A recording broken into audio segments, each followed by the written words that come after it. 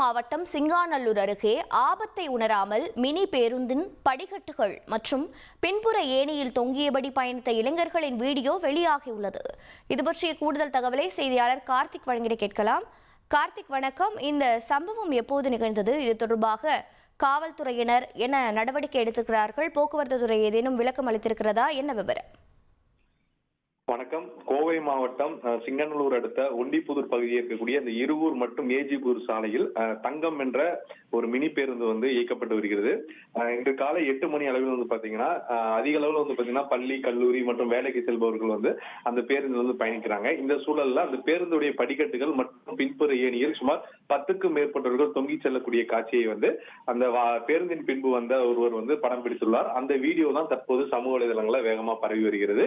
இந்த வீடியோ குறித்து உடனடியாக மாவட்ட நிர்வாகம் நடவடிக்கை எடுக்க வேண்டும்.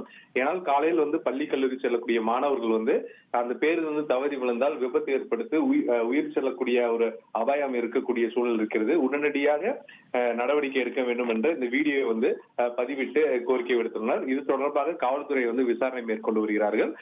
மேலும் இது போன்ற பேருந்துகள்ல அதிக அளவில் பயணிக்கக்கூடிய காட்சிகள் வட இந்தியாவை போன்று தமிழகத்துக்கு இருப்பதாக அதில் போன்ற கருத்துக்களும் பகிரப்பட்டு வருவது மிக முக்கியமாக பார்க்கப்படுகிறது. உங்களுடைய தகவல்களுக்கு நன்றி கார்த்திக்.